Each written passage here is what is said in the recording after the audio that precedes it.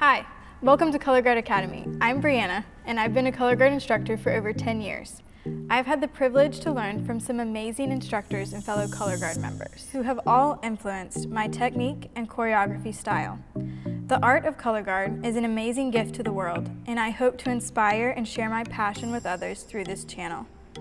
If you enjoyed this video, please remember to like and subscribe below for more.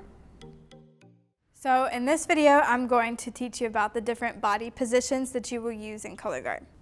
Even though the flag is the most important and main piece of equipment in Color Guard, what your body does underneath the flag is just as important. Color Guard borrows a lot from ballet terms and ballet positions, but a lot of times instructors put their own spin on things and it's not exactly like traditional ballet. The first thing, which is the most important, is posture. Now, just like any other performing arts, posture is very important in Color Guard. Kind of think of a string being tied to the bottom of your feet and being pulled all the way up through your body and out the top of your head like a puppet, and pretend like your whole body is being pulled upward and projecting upward. Because most of the time in Color Guard, you're going to be performing to an audience in a stadium, so they're going to be seated higher than you are, so your whole performance needs to be projected upward. You got to make sure that your shoulders are back, that your chest is out further than normal. This is not a posture that you're going to walk around school or the store looking like, but it is a posture for performing and for Color Guard. So it should feel a little bit uncomfortable. The next thing is your feet positions. The first one is when your feet are together. Very clearly, it sounds simple, but you want to be sure that your feet are toes together and heels together, not one or the other, and that you're keeping that good posture with your feet together. Next we have feet apart. Now this is, again, it sounds simple, but it is kind of important that everyone does it the exact same way. So most of the time this is going to be a shoulder width apart. Some people refer to it as second position. Most of the time your toes are going to be parallel, so they're going to be facing forward. Sometimes your instructor might ask you to face your toes outward. That's just kind of preference and the style of music that you're working with. Then you're going to have lunges next. You have a left lunge and a right lunge, depending on which direction you are leaning. And with a left lunge, you'll step out with your left foot and you'll put your weight on that left foot while you're bending that left knee. But you also need to keep your right knee straight and your right leg straight. Now, you also want to be careful with your upper body when you're lunging, that you're not leaning into the direction that you're lunging. You also don't want to lean back or any other direction. Keep your body straight and centered to the front and just move your lower body for lunges. Same thing with the right lunge.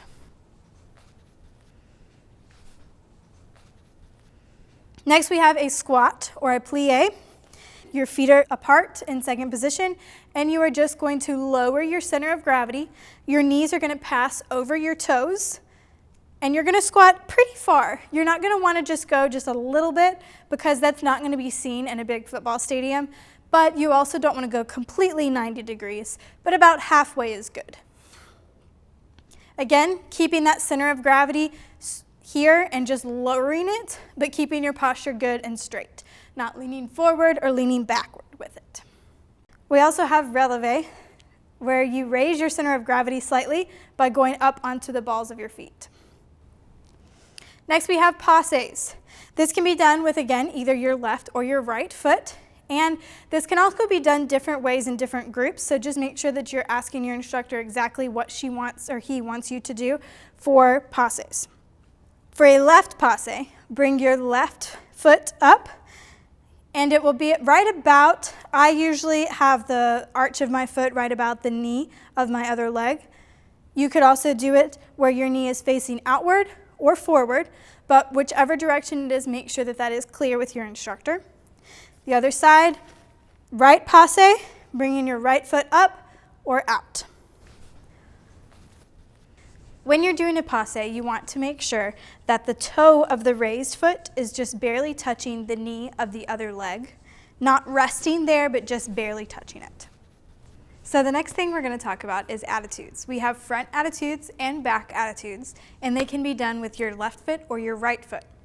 Now, the easiest way to figure out how to position your leg is first start by bringing one leg up and point your toe.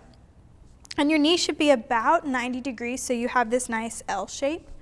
but it's facing the front. Now the next thing you're gonna do is tilt your knee so that the side of your knee is facing almost upward and you're kind of opening at the hips. But you still wanna keep your toe pointed and that nice straight line all the way down. And then you have a front attitude.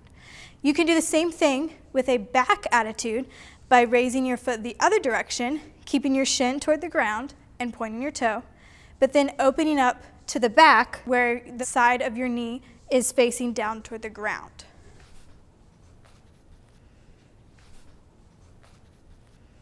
Next we have an arabesque or a straight leg. Now this you can do to the front, the back, or the side with your left or your right leg. This is just raising your leg, keeping your knee straight off the ground in either direction. Now the goal with this is to not get your leg as high as you possibly can, but keeping your leg straight and your knee straight and keeping your upper body centered. You don't want to lean forward with this as you're raising your leg. You want to keep your upper body completely straight and forward and raise your leg as much as you can while still maintaining control. Next we have the different arm positions used in color guard. First we have flat, which is where your arms are going to be flat all the way from your shoulder to the tips of your fingers. You don't want to let your wrists break in this, but you want to keep it flat all the way down. Then you have A-frame, which is just like what it sounds, where your arms are down, I'd say about 45 degrees downward. Don't break your wrist for these unless it's something that your instructor specifically asks you to do, but this is A-frame. And then you have high V, which is the same thing, just in the opposite direction. And a lot of times you might have a variation of these with different arms. You can also do straight above your head where your arm is going to be touching your ear. You want to be sure that you're not doing kind of like an in-between, a high V and a straight up. It needs to be one or the other.